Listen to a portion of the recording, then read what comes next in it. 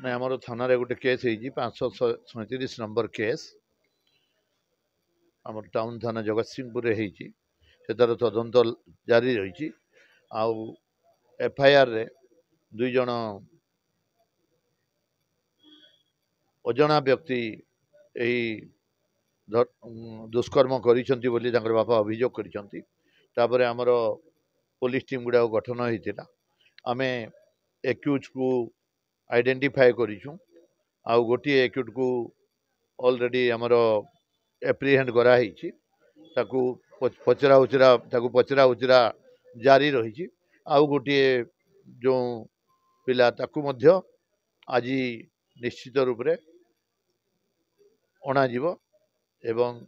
2 जन को अरेस्ट पर मेडिकल एग्जामिनेशन पर कोर्ट चालान करा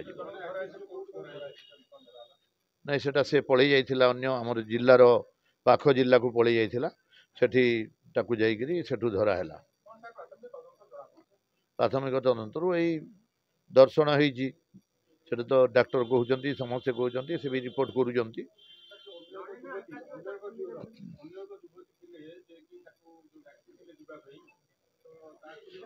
नाଇଁ ସେଟାକୁ ଡାକୁଥିଲେ ଯିବା ପାଇଁ ଡାକି ନାହାନ୍ତି ସିଏ ତାଙ୍କର ମୋବାଇଲ ରେ ବି ରେକର୍डिଂ ଅଛି कोन कथा ହେଇଛନ୍ତି मोबाइल रे तार कॉल डिटेल्स भी बाहर करिकरी सेटा भी तदंत चालू रहिछि नहीं आउ जने अछि बोली कि हमें भाबुछु आ सेटा किंतु युवती जनक तांकर बयान रे टिके अलगा प्रकार कहिचंती नहीं स्वास्थ्य अवस्था ठीक रही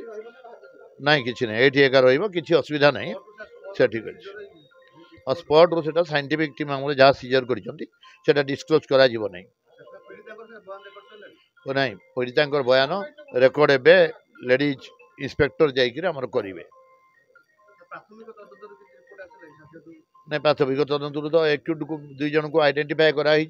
एवं जने को धराई आज आउ जने धरा पड़ो।